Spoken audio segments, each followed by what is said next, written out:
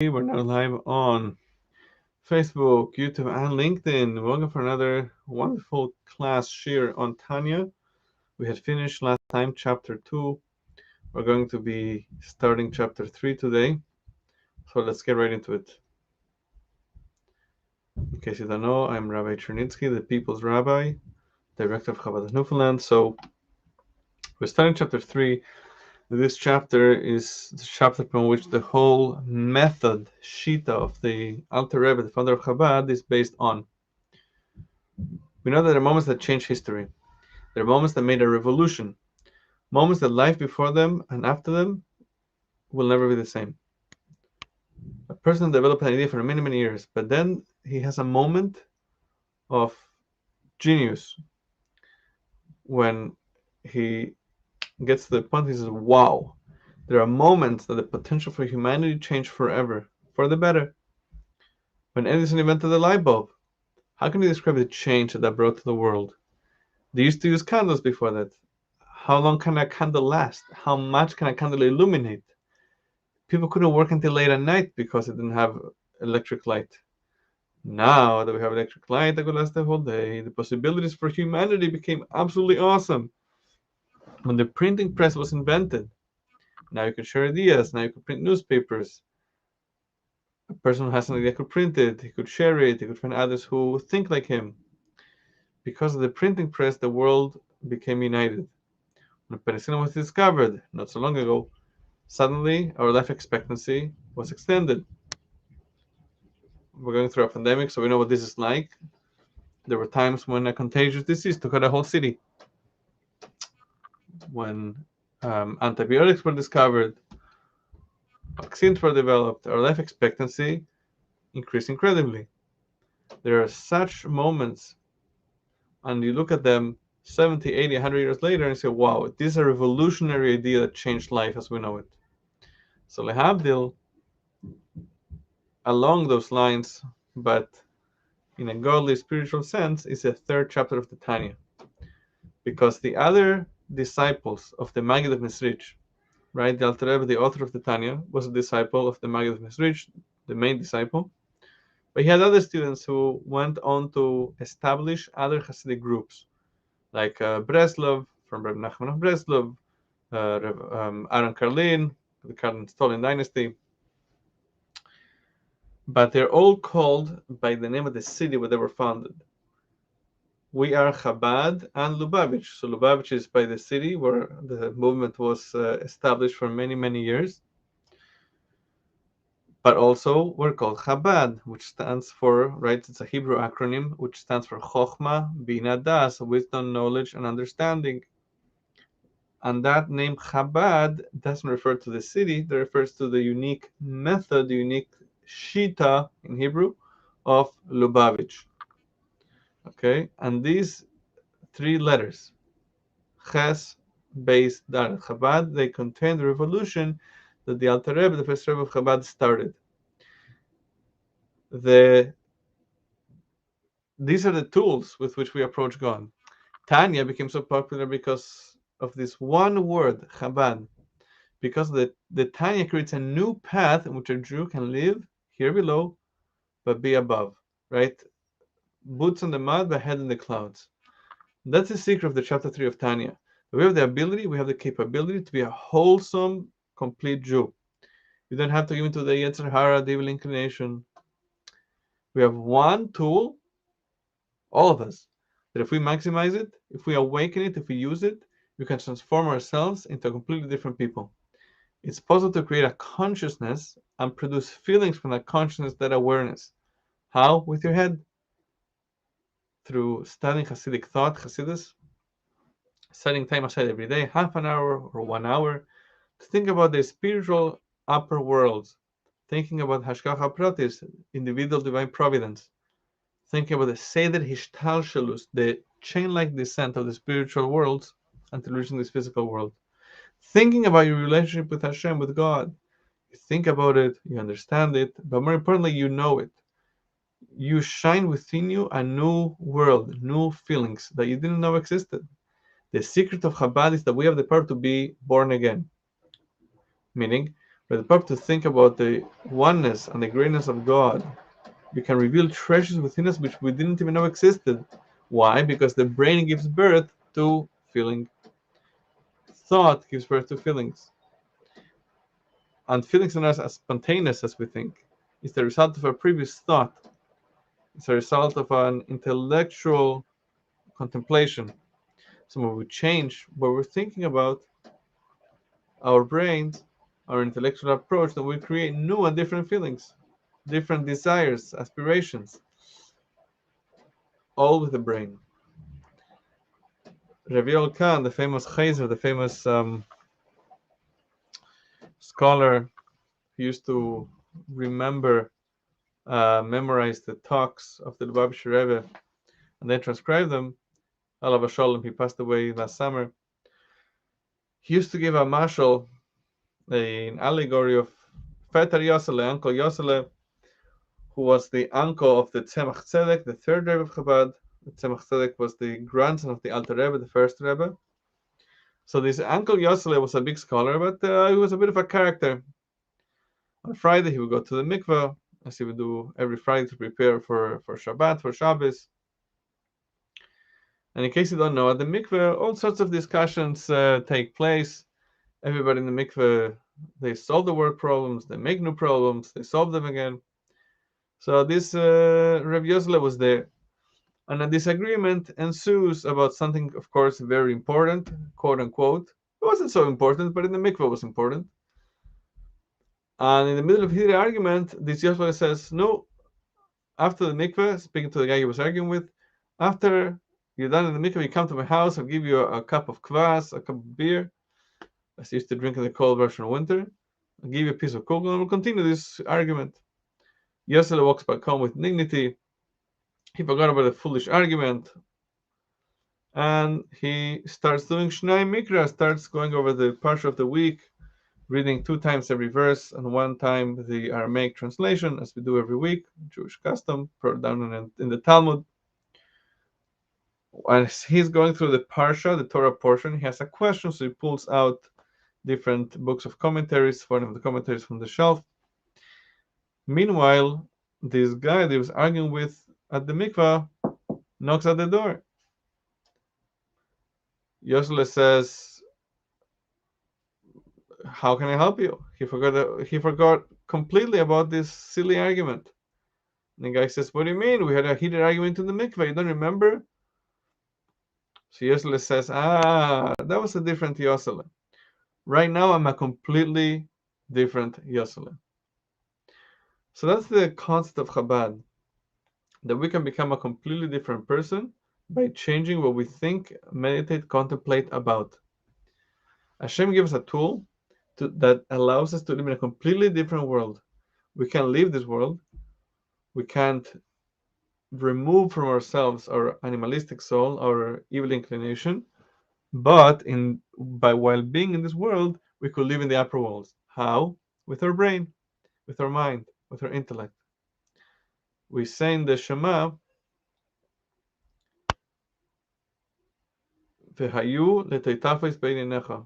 When it speaks about the mitzvah of tefillin, wrapping the black leather boxes, which within them have scriptural passages that Jewish men wear every weekday. It says, "Ukshartam le'ois al yodecha," you'll tie them on as a sign on your hand, which refers to the bicep. U'letoitafos beinenecha, and as a reminder between the eyes. Right? So by the tefillin that goes on the hand opposite the heart, it says you should tie it. But the one that goes on the head, it just says v'hayu. Why? Because the heart you have to tie. The heart you can't control. Our desires, our impulses, you need to tie down. You need to force yourself not to follow your heart.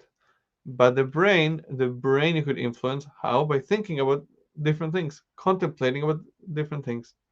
There's something that the Lubavitcher Rebbe spoke about many times. Right? The one on the head, this is V'hayu, and they shall be. Because at the head you can be. You have control over your head. We have a choice what to think about, what to dwell about. And it's actually, this is a law in the Shulchan Aruch, a law in the Code of Jewish Law, that before prayer, before davening, you should think about Shriflus ha'adam vegadlus ha'kel, how lowly men are, how great God is. You're going to start saying Hoidul Hashem, praise Hashem, thank Hashem. You're going to start praying. Who are you? You're tired. Maybe you didn't sleep well. You're worried about your debt. You're worried about your bank account. You think about work. You think about that. How can you start to pray? So says the Ramah and Shulchan Aruch, first, before you start, focus on how lowly you are, how great God is. Because that, nobody could take away from you. That, nobody could hold back from you. The Hayulet Taitafa is Bein Enecha. There should be a reminder between the eyes. In this world,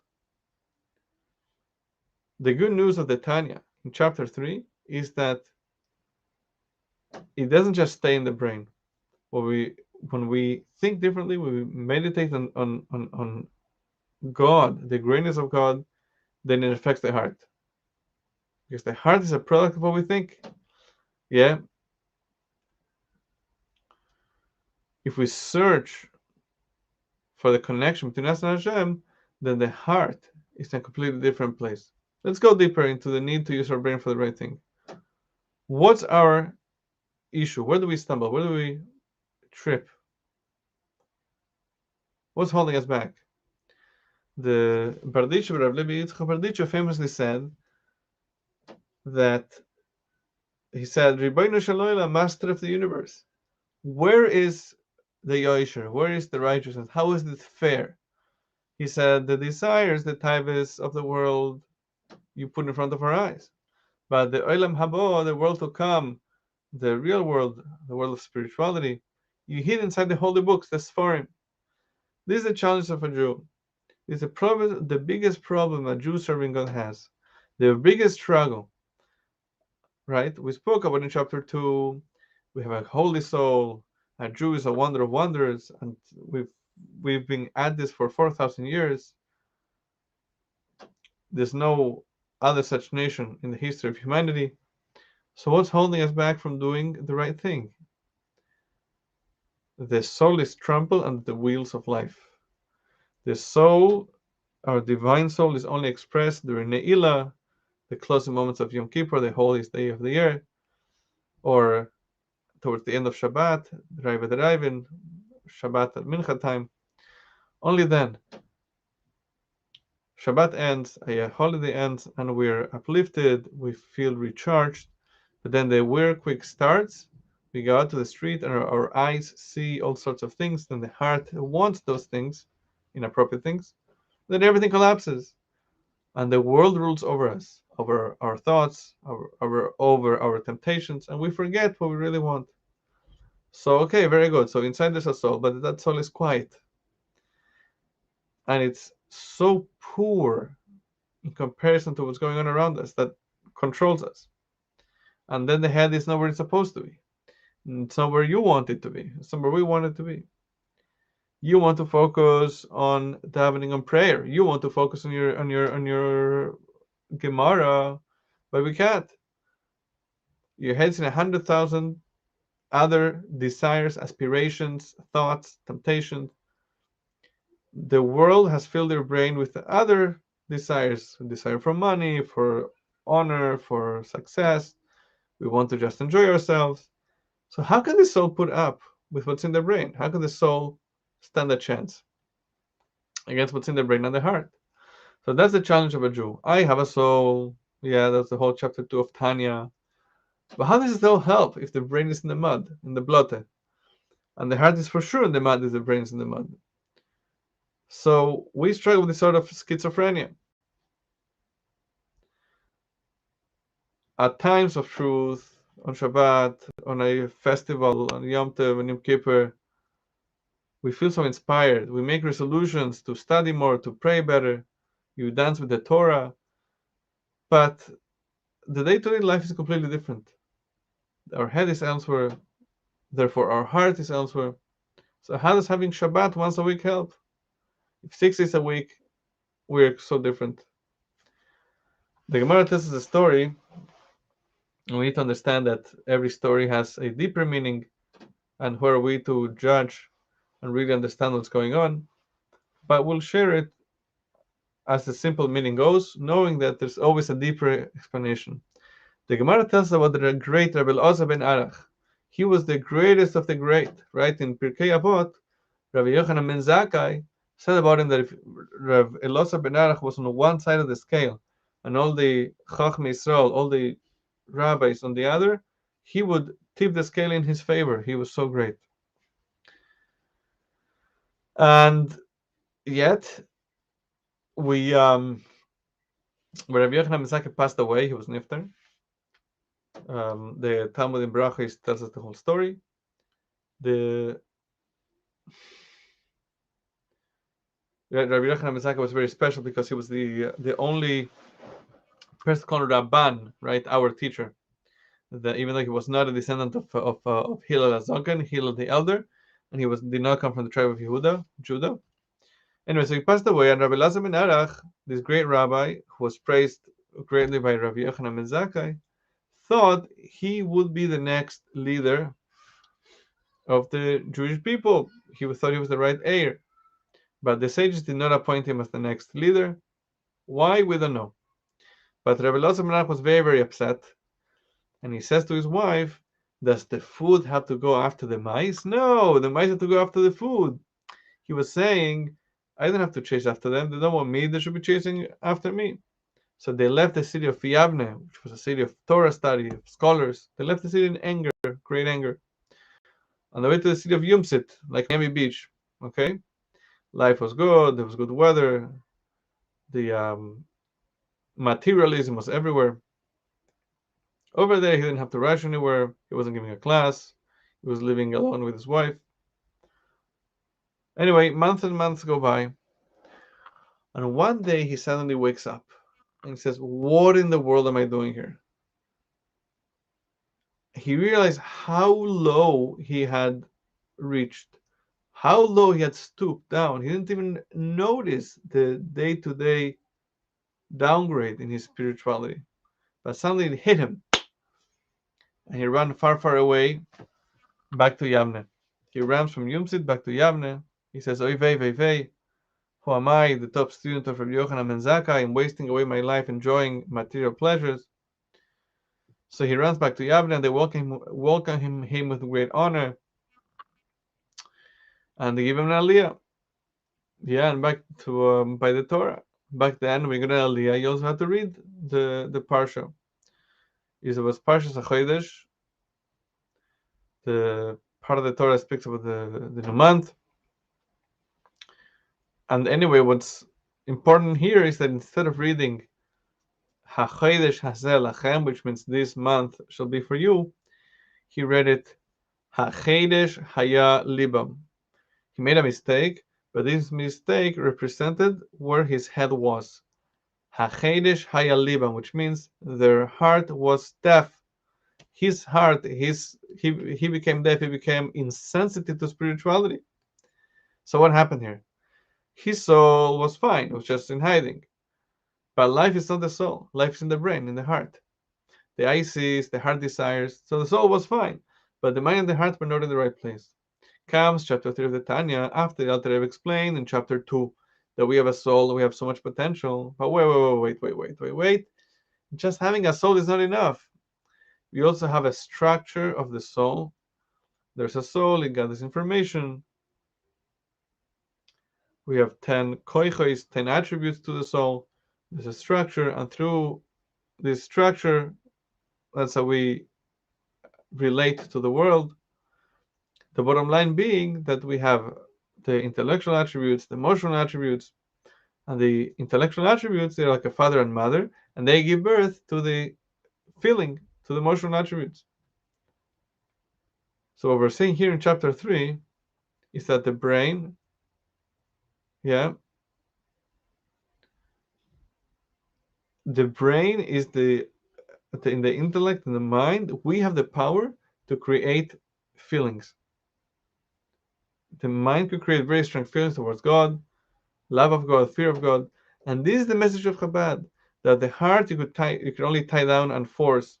You cannot change it. But you could do is in your head. In your brain, you could develop a different path of thought, You could create a different way of thinking. When you carve out for yourself a half hour of quiet that you learn, study, and think about God, you learn about the Memale Kolamin and Seve Kolamin, different levels of divine revelation. You create within yourself a different recognition of God. And so we said this is not dry, it's not neutral, because the brain is the father and mother of the aim who then have children. Children are the love and fear of God. How we look at life, what we think about, that's what we feel, that's what we see. Next week, we're going to speak about more about them in depth, about the intellectual attributes, chokhmah, bin, das, wisdom, knowledge, understanding, how to meditate, how to contemplate. We're going to be bringing different examples, how to change our approach to life, how to see divine providence in our life, how to become more humble, different types of contemplations, how to arouse different feelings towards God. But as an opening to chapter 3, Chabad's method is that what's in the heart comes from what's in the mind. Now, what's in the mind you can control. There's an unbelievable medrash that, at face value, it's impossible to understand. The Lubavitcher Rebbe gave a long talk one time explaining it.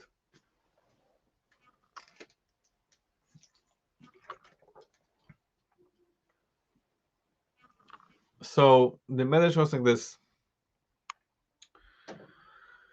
Tells us that the children of the sister of Rabbi Tarfon were sitting before him. Rabbi Tarfon was a very, very great scholar. He was a colleague of Rabbi Akiva. He was one of the 5 rabbis in Bnei Brak that we read about in the Seder. They were speaking about the Exodus the whole night, etc. So his nephews are sitting in front of him, and they're disconnected from their heritage. They're not so interested, or they were ignorant in Torah. They lived in a different world. They didn't, they knew that to speak to Rabbi Tarfon about the news, about soccer, didn't interest him. He decided he's going to start a conversation. And he quotes a verse from the Torah. He says that the verse tells us in Genesis, "Vayosef Avram ukachisho shma Yochanan," and Abraham went on to take another wife whose name was Yochanan, and they corrected him right away.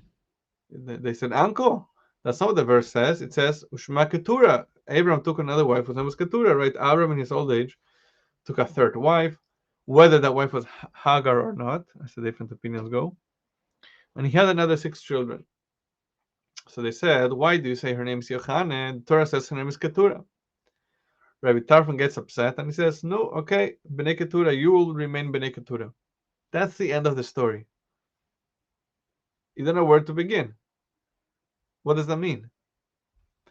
Right? Rabbi Tarfon wanted to start off a conversation, so he quoted a verse, changing one part of it to get their attention, and it worked. So why is he getting upset? Bnei Keturah, you remain the sons of Keturah. What does that mean? Why? Question number 2. What's the name Yochanan that he picked to change Keturah's name to Yochanan? There's no such Jewish name Yochanan. Say the name Rivka, the name Leah, just change it. Any name you would have said would have been enough to arouse their attention. So why did you choose such a name, Yochanan? And number 3, what's the purpose of the story? What does the Talmud want to teach us? So the Lubavitcher Rebbe said something amazing. He said like this, that Rabbi Tarfon and his nephews were having a very, very deep philosophical discussion. Can a person really reinvent himself? Can a person be reborn? Can a person whose mind is blocked because he's not interested or he has no desire, can he reinvent himself in the middle of his life? So he was telling his nephews, you could turn into a new person. But they said, no, it says Keturah. We'll explain what that means. The story in the Talmud goes, in a different tractate, there's a story in the Talmud about a lady, a witch, whose name was Yochanan, a dangerous witch. She was a lady with, wasn't very nice. And whenever she heard that there was somebody giving birth, she would stop the birth with black magic. The lady giving birth would start screaming. Husband would go running for a solution, running for to find a tzaddik, a righteous person that could help, etc. And everybody knew that when they had issues during childbirth, they had to call this Yochane. She would take a nice sum of money, then she would undo the witchcraft, and the baby would come out. However, says the Talmud, one time a husband was by Yochane's house. He wanted to get her help, and he heard that she was using black magic tools. There were certain tools she had to use. He realized what she was doing. He reported her to the authorities, and they caught her. They killed her. So Rabbi Tarfon says to his nephews like this: "Yosef Avram, v'kach ishu shma Yochane," and Avram went on and took on a wife called Yochane. It doesn't matter who you are. I want to accomplish the same miracle that Yochane used to do. If there's a lady that was stuck, couldn't give birth, Yochane would allow her to bring the child into the world to give birth. So the same for you. I see in front of me people who are blocked. Their heads are blocked. Because a person is not what he does, the person is what's in his head. If your head is blocked, you're not interested in Torah, you're not interested in something that's meaningful. I want to do something for you, the same thing as Yochane did, just like Yochane, let the baby come out, allowed for birth.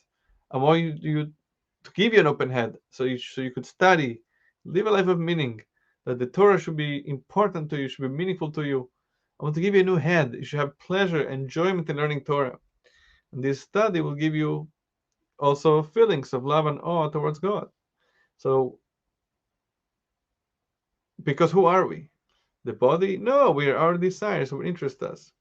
So said Rabbi Tarfon, I'll teach you how to study. You'll become a new person. You'll be reborn spiritually. But they said, no, uncle, the verse is keturah. Keturah means a knot in Aramaic. Right? As it says that Keturah tied her opening so as not to be intimate with anyone other than Avraham Avinu. So they were saying, we're closed. It says Keturah, it's closed. You cannot make a new head. You cannot change in the middle of your life. You can't have a spiritual rebirth. You cannot leave Egypt. Rabbi Tarfon said, no. So that's what you think, then you remain Bnei Keturah. You remain with a block head, that's how it's going to be.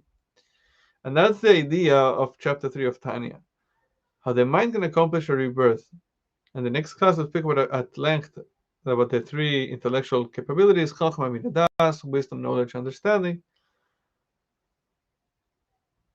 Chachma is the first stage of thought. Then Bina, understanding, you take that and you develop it, and then you connect with it deeply. It does. You connect to your life, and that creates feelings towards God. It creates interest in Yiddishkeit, in Judaism, creates a closeness to God, and the person is reborn. And this, in short, is a great news that the Rebbe tells us in chapter 3. You don't need to leave the world. You need to find the small things in the world that make a huge difference. These are the things that takes you to a different reality. Like Yosele. There was one Yosele in the mikveh, and now I'm a completely different Yosele. And this is our mission on earth. I'm going to finish with an amazing point. Something that I spoke about at length, that everybody knows when it comes to the parsha of Noah. Hashem told him, "Ta'aseh lecha teva, make for yourself an ark." Yeah? God told him, save yourself with an ark. The famous question is, why an ark? If God wanted to save Noah, he could have taken him to the land of Israel, where according to some opinions there was no flood. He could have taken him to the Garden of Eden. We find other times when God wanted to save a nation or a specific person, God found a way. So why here with Noah an ark? And also another simple question, why was it called Teva? Teva in Hebrew means a small basket or a small box, okay? Like by Moses, his mother put him in a teva, a small tiny basket. But Noah's ark was hundreds of feet long. So says the Rebbe, teva in Hebrew also means a word. Yeah? So God says to Noah and to every person, the great waters cannot extinguish the love for God. A person comes from Shabbos refreshed, ready to live a spiritual life. He's on a high. But then the regular week begins. And where is attacking? He has bills to pay, education bills to pay, he has pressures, stress. The world comes from all sides. So where can he run to? Says God, Ta'aseh lecha teva, make for yourself a box, or make for yourself a word. Get into the words of Torah, get into the words of Torah study, get into the words of prayer. The Jew has one place, Tevas Noach. You have the words of prayer, the words of Torah, where the great waters, the great distractions and stresses and pressures of the world cannot go in. And the opposite, the water of the flood uplifted the ark. The pressures uplift the words of Torah, the words of prayer. Because then the prayer is more meaningful, the learning is more meaningful, it takes on a new meaning.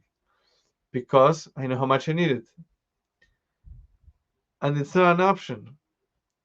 Back then, when people lived in the shtetl in Europe before the war, people had no clue what was going on around them. They were separated from the world. But today, the world is all over and it seeps in even if you try to block it out. So there's only two ways to go, either to give up or to bring light into our lives, to create this box, the words of Torah, the words of prayer. For half an hour a day, think about God. And then we transform ourselves into a new Jew, a new person.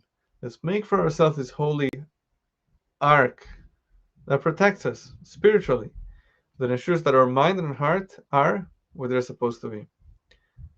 This is the end of today's class. Please join us next week as we finish chapter 3. I'm Rabbi Chernitsky, Director of Chabad of Newfoundland. It's been a pleasure. Have a wonderful day.